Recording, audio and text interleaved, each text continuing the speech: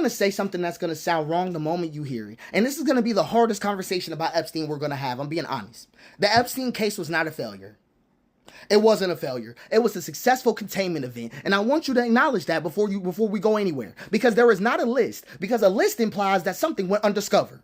Right? Nothing important here is undiscovered. There is girls. There were flights. There were houses, witnesses, settlements, a conviction. There was everything. And after all that, the system continued to do business with them.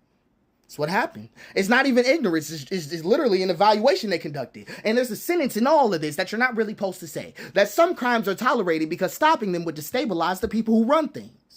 That's the reality. Not because they're evil. Not because they're in a cabal. I don't even want y'all to talk like that anymore. I want you to understand they're relational inside of the system they live in. That's all they are. Relational inside of the system they live in. And that's the one sentence that's radioactive and you never get to hear it. Because the media wants you to believe that there's danger in what's hidden. Right, it isn't. There's danger in what's known and absorbed. Because once you realize that, you'll stop asking who's on the list. You'll say something much more dangerous than that. I want to hear more dangerous speech out there. What else is being allowed because it's cheaper than stopping it?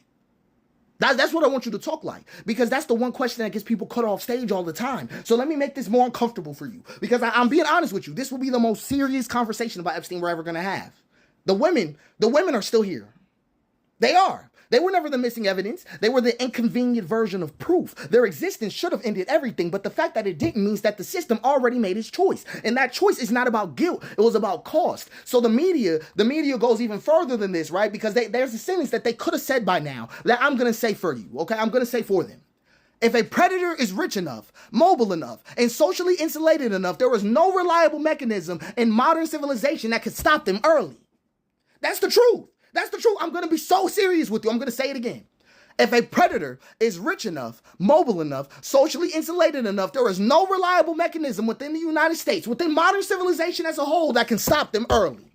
Guess what they can do with them? Settle afterward, litigate later, reframe the story, and move on. That's all they can do. And that's not a bug. This is literally the design limit of this society. Because no one at the top is panicking, but I want you to understand why. I want you to understand why. Because exposure does not threaten power.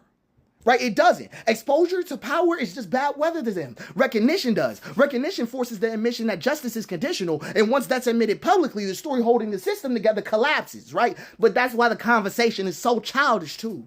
I want you to really get your head around this. Names, lists, speculation, drama. But if we all stay with the adult conversation for more than 10 seconds, people might realize something irreversible. So I'm going to say the most irreversible thing that you could ever hear right now. We do not live in a system that prioritizes preventing harm. We don't. We live in a system that prioritizes surviving it. I'm going to say it slowly for you. We do not live in a system that prioritizes preventing harm. We live in a system that prioritizes surviving it. Because once you understand that, then you'll know what's exactly going on. And this is even the most controversial part. We could go even further than this. I want you to really understand. Epstein did not expose the hidden underworld. No, he exposed the upper boundary of accountability. He showed exactly how far harm can go before power says that's enough. That's all he showed. And that boundary is actually much further out than anybody can admit. Than anybody even wants to admit. So when you hear somebody say, why won't they just release everything? Why won't they just come forward? Well, understand what they're really asking for. Understand what's really going on. They want reassurance that this is still just a normal scandal and a normal ending. That's what they want.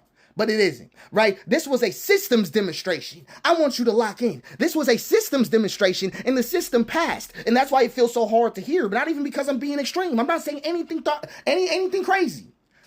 It just takes away your last comfort, right? Your last comfort. That if something is bad enough, someone else is going to stop it.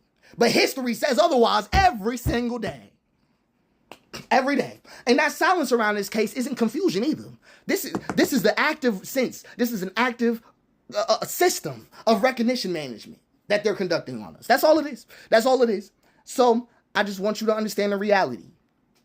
We do not have a system that could check an Epstein-style character. That's all we have. That's all we have.